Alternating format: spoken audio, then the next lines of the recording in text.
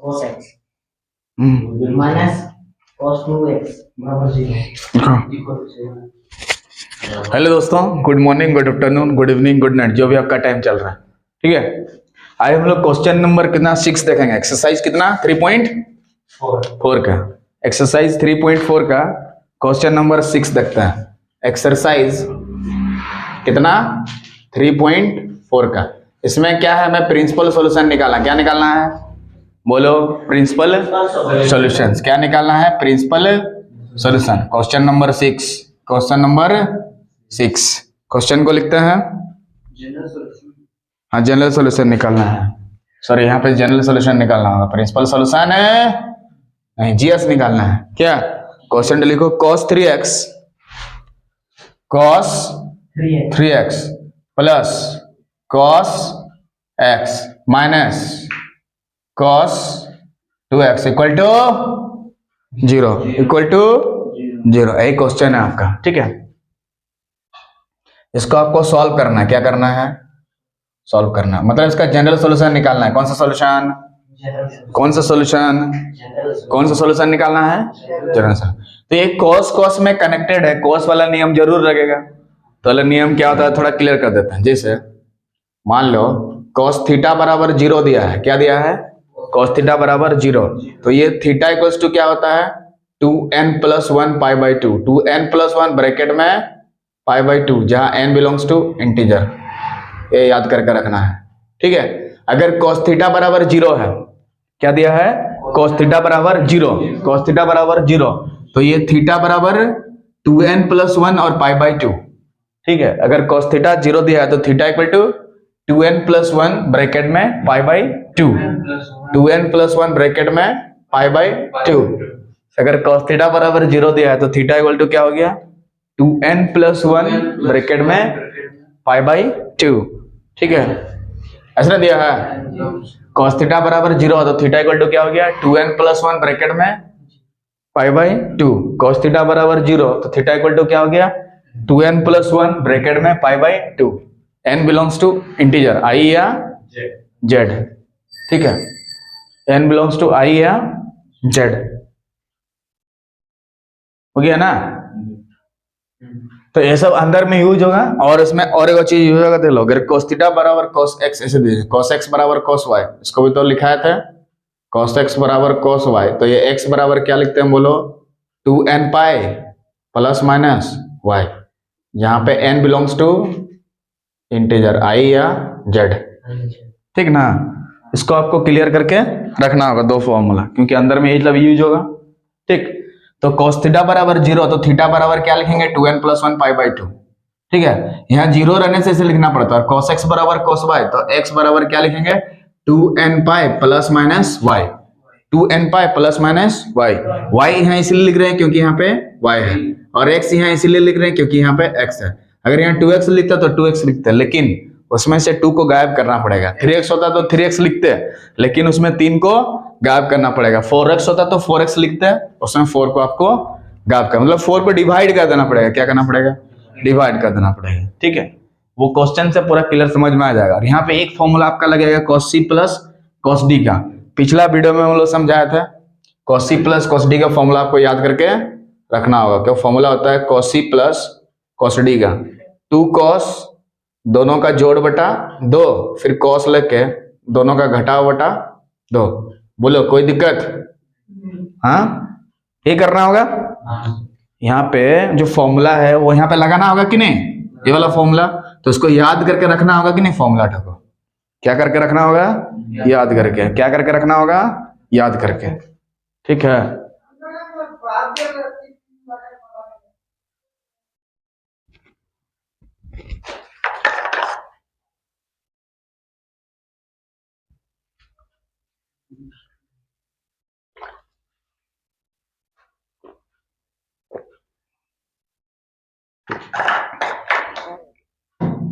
बोलो, क्लियर है।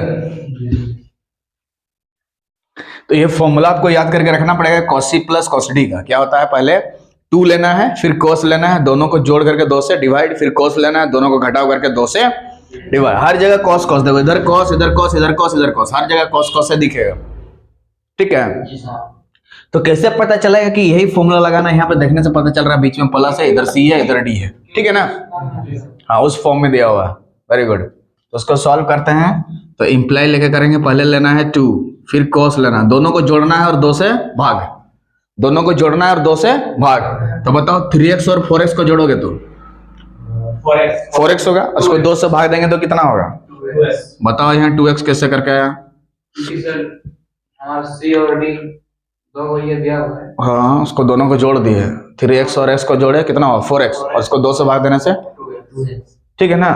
आगे बोलो, फिर से cos लेंगे, दोनों को घटाव कर दो, कितना हो गया?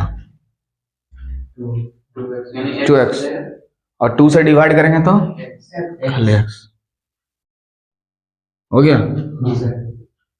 2 cos दोनों का जोड़ बटा 2, फिर cos लेके दोनों का घटाव बटा 2 हो गया। ठीक है, हर माइनस क्या दिया है? cos 2x इक्वल टू 0, ठीक।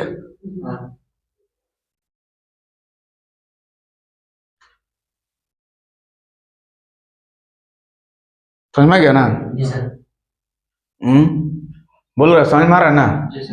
2 cos लेके दोनों का जोड़ करके 2 से डिवाइड, cos लेके दोनों का घटाव करके 2 से डिवाइड, माइनस cos 2x है तो cos 2x लेंगे, ठीक ना? बोलो कोई तकलीफ? ये 2 कहां से आया? हाँ, इस फॉर्मूला में गिवन है, ठीक है। cos लेके दोनों को जोड़ दिए तो 3x और x को जोड़ेंगे कितना होगा? 4x। 4x का आधा कितना हो गया? 2x। और यहाँ पे दोनों का घटाव कर देंगे तो 3x से x को घटा देंगे, कितना होगा? 2x को 2 से डिवाइड करेंगे तो 2 कटेगा, खाली x बचेगा। समझ में गया?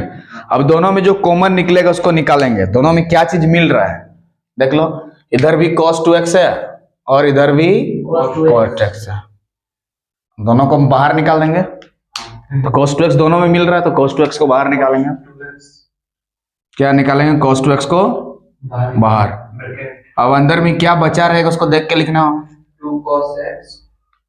हाँ, -1 बचा क्या है देखो, यहाँ इसको ना कॉमन निकाला तो ये है बचा और ये है बचा, और उसके साथ इंटू, और इसके साथ कुछ नहीं है तो कितना बचा है? 1। तो बचा बचा को लिखेंगे इधर। तो क्या बचा है? 2 भी बचा है और cos x भी बचा, बीच में माइनस है तो माइनस देंगे, प्लस है तो, और यहाँ 1 लिखेंगे कि नहीं बताओ? ब्रैकेट से बंद कर देंगे। यहाँ पे 1 बचा हुआ था इसीलिए लिखे 1, यहाँ 2 cos x बचा हुआ था इसीलिए लिखे 2 cos x। मतलब जो चीज कॉमन लेते हैं वो बाहर निकलता है और जो बाकी बचा रहता है उसको ब्रैकेट के अंदर में लिखें। इसका मतलब ये वाला इसके साथ गुना करने से ये वाला आएगा और इसको इसके साथ गुना करने से ये वाला आएगा। आ रहा है कि नहीं? आ रहा ना? इसको इसके साथ गुना करेंगे तो यही वाला आएगा पूरा तो, और इसको इसके साथ गुना करने से कॉमन का मतलब क्या होता है? वापस उसको फोड़ेंगे तो वही चीज आना चाहिए, वही चीज आना चाहिए, समझा? अब 2 चीज को गुना करने से क्या आ रहा है? 0। 2 चीज को गुना करने से क्या आ रहा है? 0। 2 चीज को गुना करने से क्या आ रहा है? 0। तो जैसे राम और श्याम को गुना करने से 0 आ रहा है, इसका मतलब या तो राम को 0 के बराबर करेंगे या तो श्याम को 0 के बराबर। 1 जनवरी गुना 2 जनवरी बराबर 0 है, इसका मतलब या तो 1 जनवरी को 0 करो या तो 2 जनवरी को 0 करो, ठीक है। If the product of any two numbers is equal to 0, then if this number is equals to 0, में this number is equals to 0। ये नंबर भी 0 हो सकता है और ये नंबर भी 0 हो सकता है। तो इसको एक बार 0 के हवाले करते हैं। बोलो यहाँ तक को दिक्कत? तो if cos 2x बराबर कितना हो गया? 0। अगर क्या हो गया? cos 2x बराबर कितना हो गया? 0। cos 2x को किसके बराबर कर दे रहे हैं? 0 के, ठीक है। तो cos 2x 0, तो इसमें से कौन सा फॉर्मूला लगेगा इधर वाला? कि अगर cos थीटा बराबर 0 है तो यहाँ थीटा बराबर लिखते हैं, तो यहाँ cos 2x बराबर 0 है तो कितना बराबर लिखेंगे? 2x बराबर कितना लिखेंगे? 2x बराबर कितना लिखेंगे? 2x बराबर कितना लिखेंगे? 2x बराबर, क्योंकि यहाँ 2x है तो लिखेंगे 2x, 3x होता तो लिखते, 4x होता तो लिखते, 5x होगा तो, 6x होगा तो, 8x होगा तो, फुल x होगा तो फुल x लिखेंगे, divided by is equals to, यहाँ पे क्या होगा देख लो, 2n + 1, वो फिक्स है, लेना होगा 2n + 1, 2n + 1, 2n + 1, और बाहर में कितना है? n बिलोंग्स टू i या z, i या z, i या n बिलोंग्स टू i या z, ठीक। तो 2x बराबर क्या हो जाएगा 2n plus 1 pi by 2, 2n plus 1 pi by 2।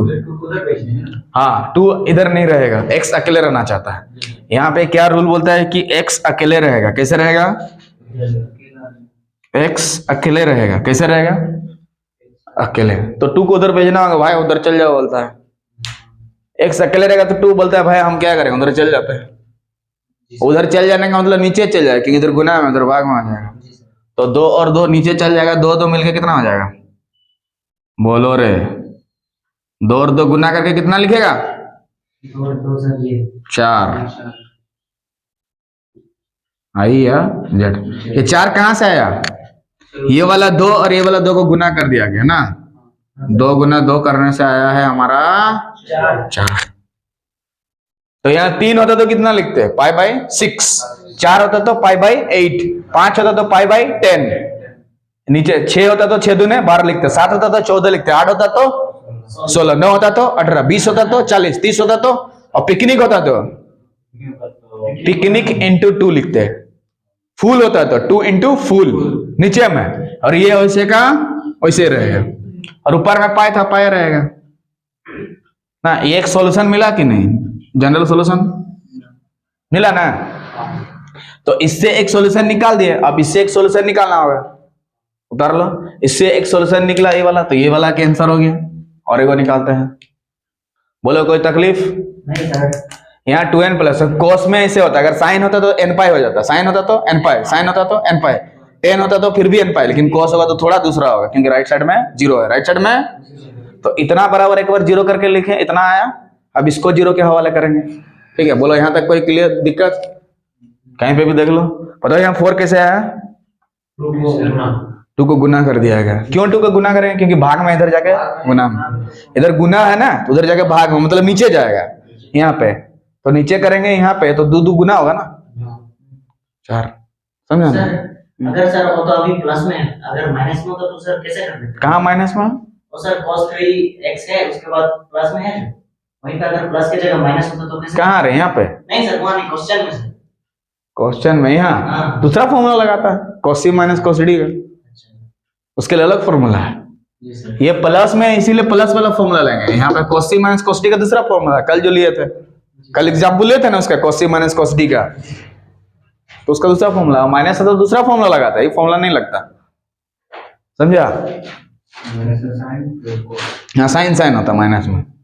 Minus अगर वहां पे आ जाता है बीच में cos c minus cos d, तो साइन साइन होता है, पहले में माइनस हो जाता है।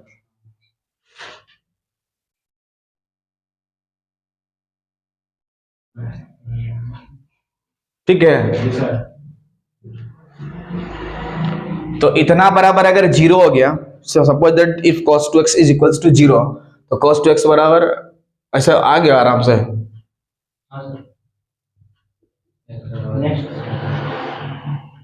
ठीक है, उसका दूसरा लॉ निकालते हैं, यहाँ पे 0 करते हैं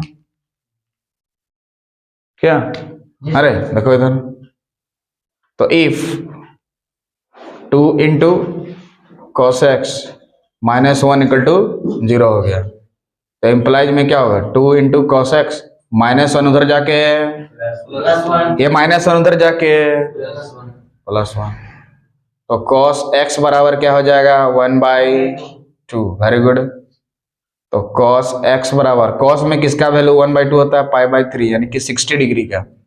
cos 60 डिग्री का वैल्यू 1/2 होता है, याद करके रखोगे। cos 60 डिग्री का 1/2, और 60 डिग्री को ही बोलते हैं हम लोग क्या? π/3। कितना बोलते हैं?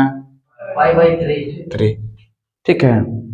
तो ये वाला फॉर्मूला लगा देना है, cos इतना बराबर cos इतना, तो x बराबर बोलो 2n पाई प्लस माइनस, यहाँ π/3 है तो लिखेंगे, यहाँ x क्यों लिखे मुन्ना बताओ?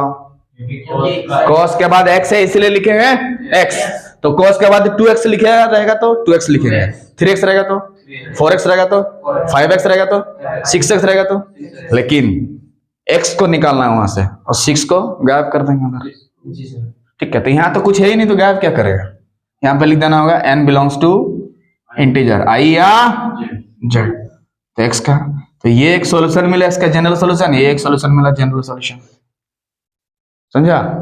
तो x का जनरल सॉल्यूशन 2 को मिला, ये वाला जनरल सॉल्यूशन, ये वाला जनरल सॉल्यूशन। ठीक है, तो एक्स इसका जो है सॉल्यूशंस दो मिला, जनरल सॉल्यूशंस बोला था निकालने के लिए, हमें क्या निकालना था, जनरल सॉल्यूशंस निकालना था। एक्सरसाइज 3.4 क्लास 11 का क्वेश्चन नंबर 6 को इस तरह से सॉल्व किया गया, ठीक है। तो ये हमारा दोनों आंसर हो जाएगा, ये वाला एक आंसर हो गया, ये वाला एक आंसर हो गया, ठीक है। यहाँ जो वैल्यू होता है उसी को लिया गया, यहाँ कॉस है तो इसमें कॉस का वैल्यू चाहिए, इधर कॉस है तो इधर कॉस का ही वैल्यू ढूंढना है, टेन है तो टेन का वैल्यू ढूंढना है, साइन है तो साइन का वैल्यू ढूंढना। उसके लिए आपका ट्रिग्नोमेट्री इक्वेशंस जो क्वेश्चंस है उसको याद करके रखना पड़ेगा, किसका मान क्या होता है। क्लियर है? So if you like the video please subscribe the channel so that you can watch this type of video. तब तक के लिए जय हिंद, जय भारत।